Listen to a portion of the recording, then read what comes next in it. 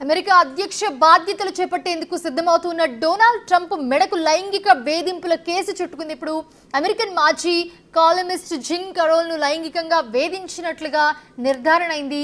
కేసులో ట్రంప్ను దోషిగా federal appeal court పరిగణించింది. ట్రంప్పై $5 million పరిహారం చెల్లించాలని న్యూయార్క్ కోర్టు ఆదేశాలను federal appeals court సమర్థించింది.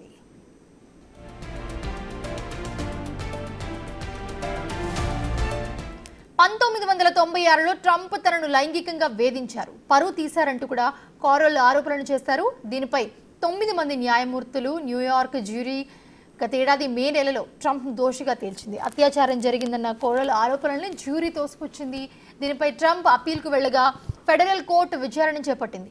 New York court తీర్పులో తప్పిదం ఉందని ట్రంప్ నిరూపించలేకపోయారని ఆయనకు జరిమానా విధించడాన్ని సమర్థిస్తూ ఉన్నట్లుగా తెలిపింది కోర్టు.